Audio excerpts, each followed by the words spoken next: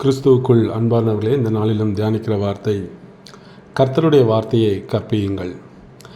பொதுவாக பெற்றோர்கள் தங்கள் பிள்ளைகளுக்கு கொடுக்கக்கூடிய ஒரு மிகப்பெரிய செல்வம்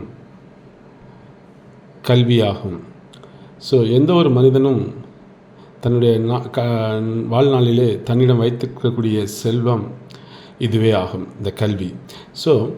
அனைத்தையும் அவன் எதையும் இழந்தாலும் கூட அவனுடைய தலைக்குள் இருக்கும் அந்த அறிவு, அந்த கல்வி அவனை விட்டு எடுக்க முடியாது. இது உலக பிரகாரமாக நாம் பேசுகிறோம், எல்லோரும் சொல்லியும் கேட்டிருப்போம். இதனால் பெற்றோர்கள் தங்கள் பிள்ளைகளுக்கு இந்த கல்வி செல்வத்தை கொடுப்பதில் மிகவும் கருத்தாக இருக்க வேண்டும். இளமையில் நாம் எதை சொல்லிக் கொடுக்கிறோம் என்பது ரொம்ப முக்கியம். ஒரு பழமொழி கூட சொல்லுவாங்கல்ல, 5இல் வளைவது தான் 50இல் வளையும்.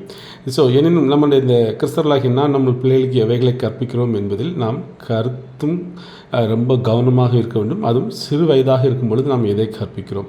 பிள்ளைகளுக்கு கற்பிக்க வேண்டியவர்களை நாம் ரொம்ப ஒரு கரிசனையோடு நாம் கற்று அவங்களுக்கு சொல்லிக் கொடுக்க வேண்டிய ஒரு அவசியத்தில் இருக்கிறோம். இதனால தான் வேதம் சொல்கிறது, பிள்ளையானவன் நடக்க வேண்டிய வழியிலே அவனை நடத்து, அவன் முதிர் வயதிலும் அதை விடாதிருப்பான். நீதிமொழிகள் 22:6 நம்ம இதை பார்க்குறோம். அதாவது அவன் தான் எப்படியும் வாழலாம் என்றும் ஒரு கொள்கையுடையவனாக இல்லாமல் தன் வாழ்க்கைன்னு ஒரு குறிப்பிட்ட ஒரு நெறிமுறைகளை உடையவனாக அவன் சிறு வயதிலிருந்தே இருக்க பழகிக்கொள்வான். அது ஆசீர்வாதமாக அமைகிறதை நாம் பார்க்க முடிகிறது.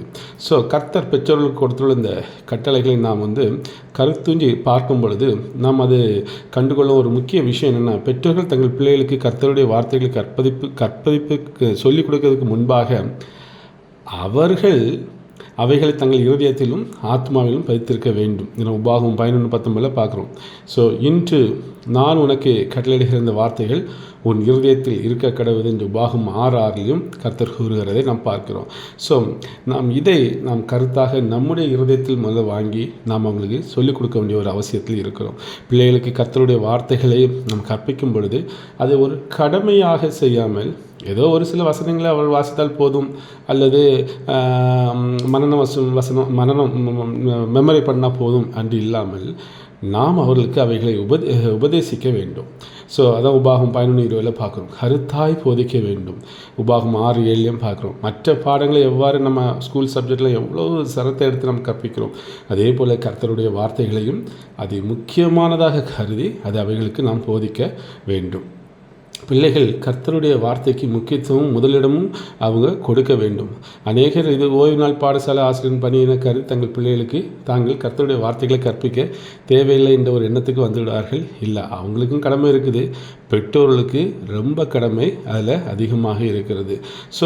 கர்த்தருடைய அந்த வார்த்தையை கற்பிப்பது ஏதோ ஒரு குறிப்பிட்ட ஒரு நேரத்து பணி என கருதி அதுக்கு சில நிமிடங்களை மட்டும் ஒதுக்கி வைத்து அந்நேரத்தில் எதையாவது அவர்களுக்கு வேதத்திலிருந்து சொல்லிக் கொடுக்க வேண்டும் எனும் எண்ணம் உடையவர்களாக பெற்றோர்களாகவும் இருக்கக்கூடாது. ஏனெனில் கர்த்தருடைய வார்த்தை கற்பது ஒரு குறிப்பிட்ட கால வரைக்குள் மட்டுமல்ல, நாம் எல்லா வேலைகளிலும் நாம் அதை கற்பிக்கிறவர்களாக இருக்க வேண்டும்.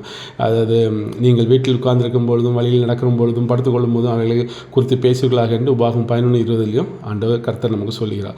நாம் எப்பொழுதும் அந்த ஒரு சூழலுக்கு ஏற்றவாறு அந்த வசனங்களை பிள்ளைக்கு எடுத்து சொல்லி அதை விளக்குகிறவர்களாக இருக்க வேண்டும். கர்த்தருடைய வார்த்தைகளை பேசி கொண்டிருக்க வேண்டும். ஒவ்வொரு சந்தர்ப்பத்திலும் கர்த்தருடைய வார்த்தை எவ்வாறு அது யதார்த்தபூர்வமாக வாழ்வோடு அது சம்பந்தப்பட்டு இருக்கிறது என்பதை நாம் அவர்களுக்கு எடுத்து கூற வேண்டும். இன்று அநேக கிறிஸ்தவ குடும்பங்களில் கர்த்தருடைய வார்த்தையை பற்றி பேசுவது இல்லை.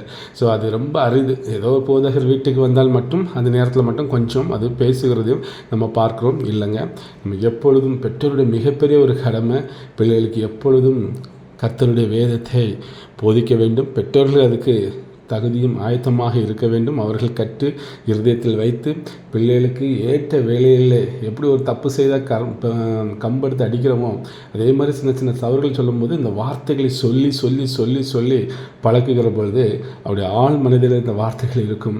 ஒரு நாள் இல்லை ஒரு நாள் அவர்களுக்குள் இந்த கிரியை செய்யும். அவர்கள் கர்த்தருடைய வசனத்தின்படி நடப்பார்கள்.